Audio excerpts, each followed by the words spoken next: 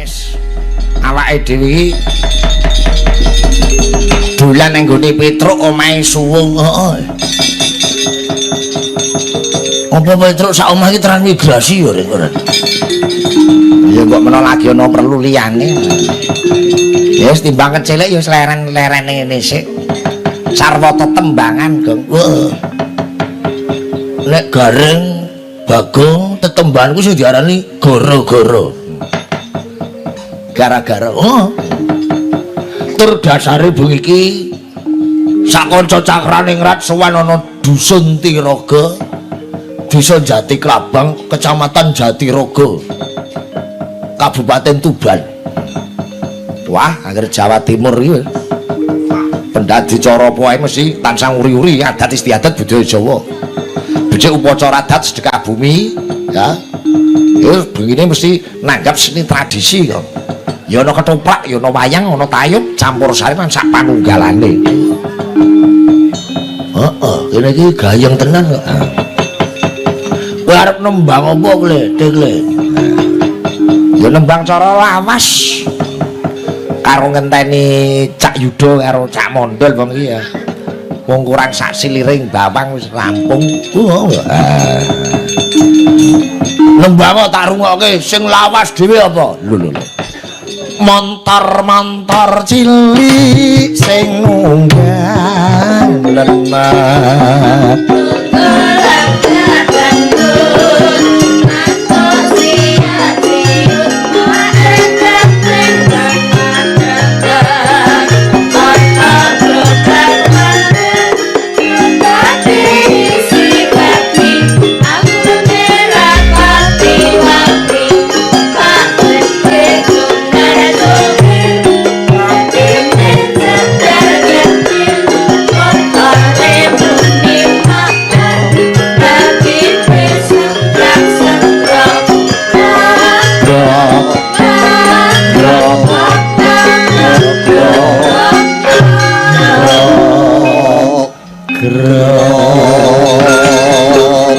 Coba Mbak Lila dirangkepke Mbak Lila.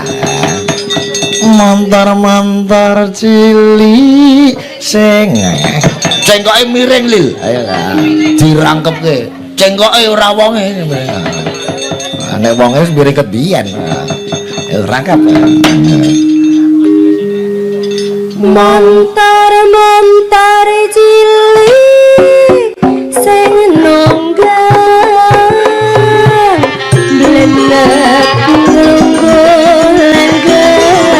langgut ngantuk siap-siap mak gregane tengah kereta ana gerobak mandan gerobak isi babi ambune rapati wangi pak gede jongar jongir babi cokir cokir montor remoni makrab babi senggrap senggrap ngabrak ngabrak ngabrak ngabrak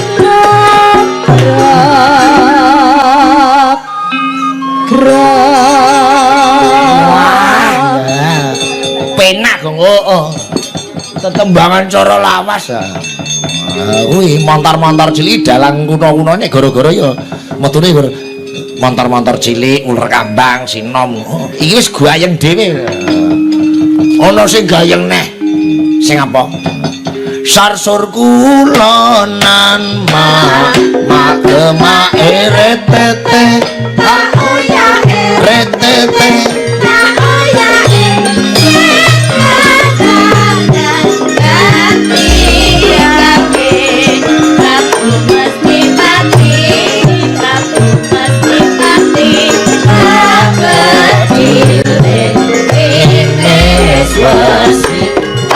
Pantang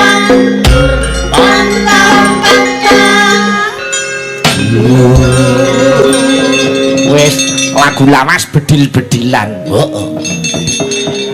Dudah-dudah lelagon sing kepungkur. Ku nek kowe ketemu mondol, wah kuwi lagune lawas akeh tenan reng kowe tangono kowe.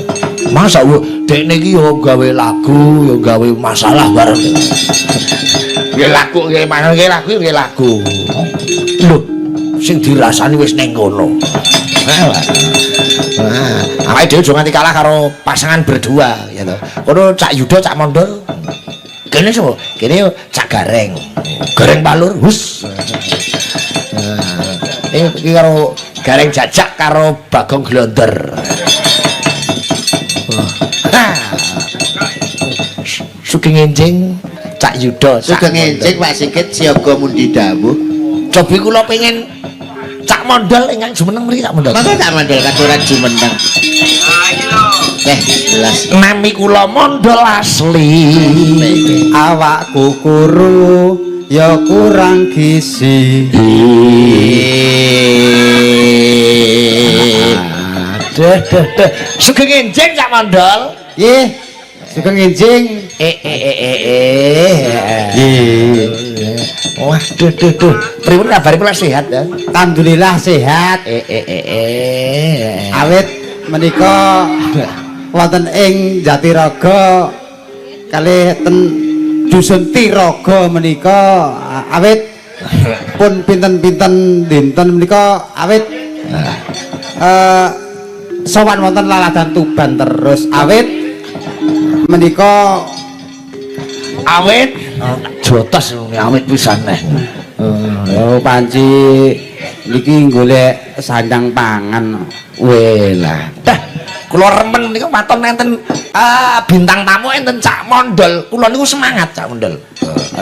Kula mboten semangat. Lho kula niku nyemangati sampean kok malah. Nggih. Awit semangat menika perlu. Nggih.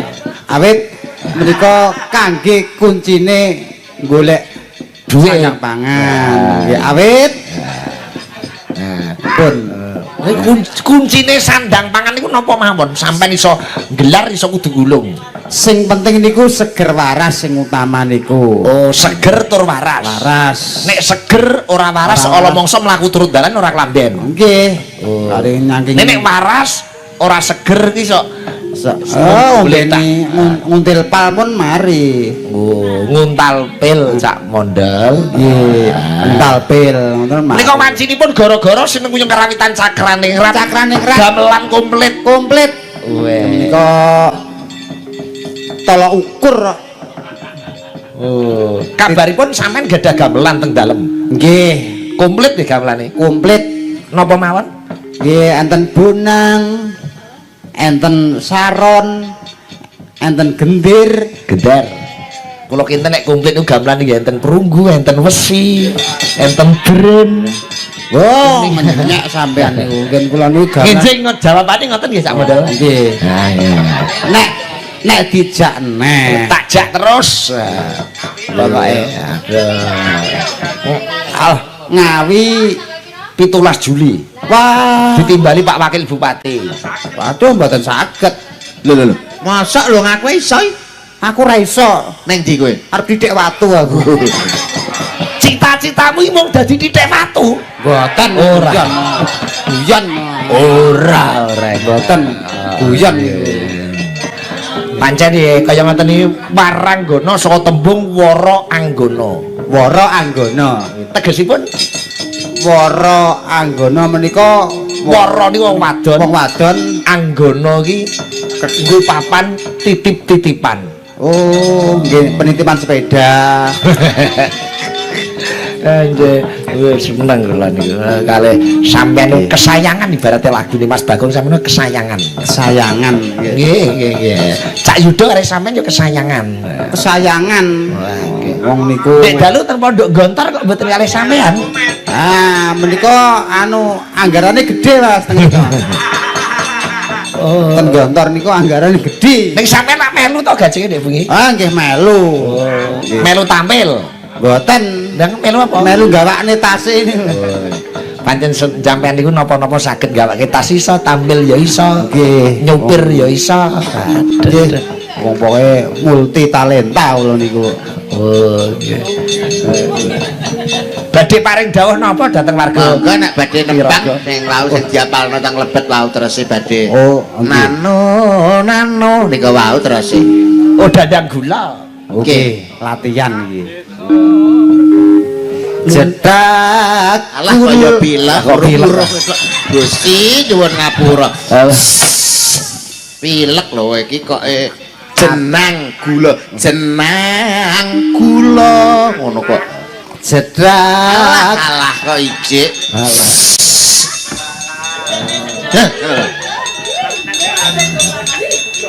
cedak Alah. Pripun kabaripun Cak Yuda? Sae. Oh, sae. Pilek. Oh, pilek malah. pilek iki ajeng perubahan cuaca niki lho. Iya iya iya. Ayo Cak ya. Maneng. Jenang kula Tembang lawas anggitanipun Pak Gesang. glali aja lali Glali aja lali jenang gula ki entuk dene glali sing tegese wong ki aja lali. aja nganti lali. Betul. Pintere ra umum tenan anak bocah kok iso. Jenang. Ali niki sulih kula Ben. aja dianggap sepele ya oke layang Lah ora kaya kuwi kok. Kok iso ya oke lah ya. oke Empuk. kula mboten melu Ora melu ora apa-apa, ndek bengi pancen kowe ora dijak kok. Ya wis. Rasa melu ndek bengi. nanging ati tansah nggo deli Nun sewu Cak Yuda jenengan panggihane Cak Mondol niku sedare pripun kok iso? Oh, lha iki nek dipun critane enten kalih taun mboten telas.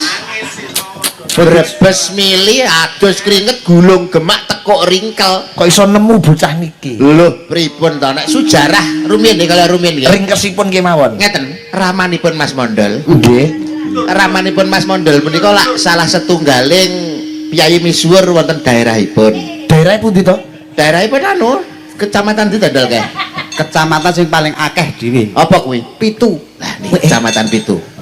Pitu tengah alas niku. Nggih. Lah ramanipun Mas Mondol menika nalika semanten dan pangapunten nggih, Pak. Nggih. Nun pangapunten assalamualaikum salam tembak basa lek ramanipun Mas Mondol.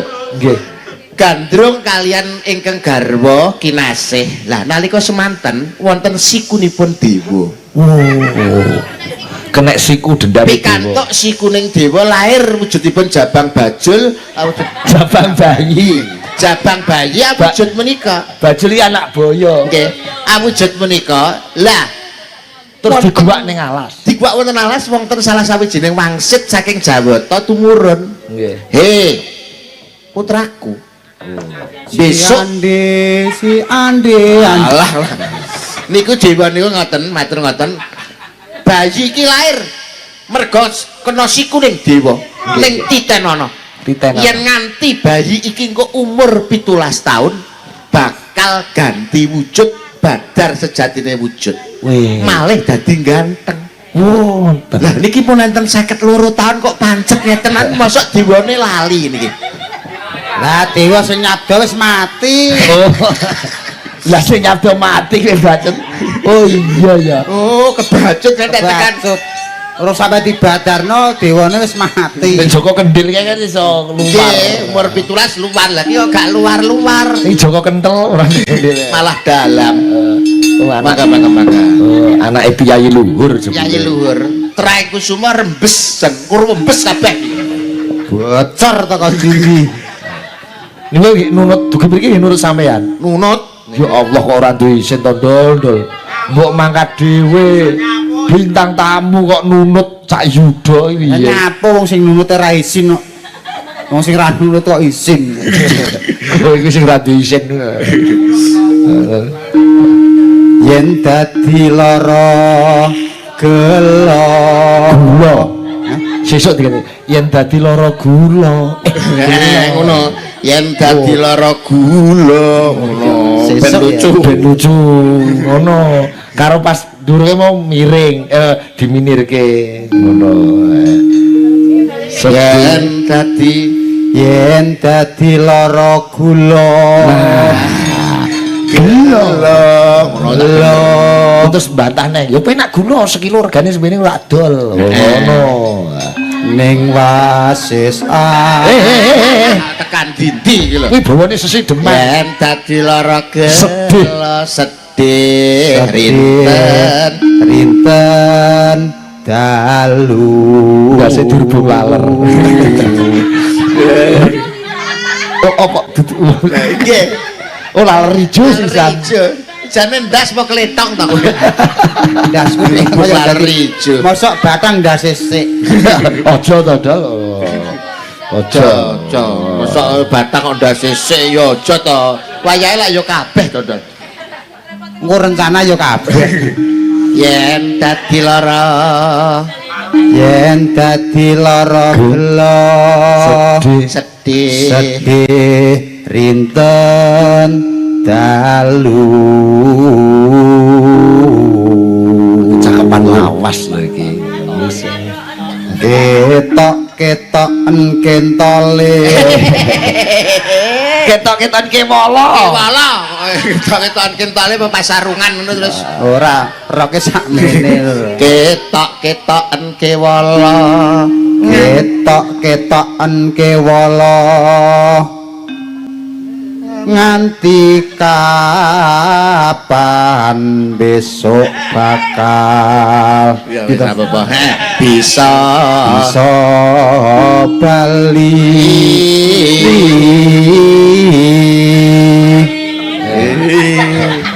Terus Iya, rukun kok tekan pepeling yen bali bejo kula tak dung-dung.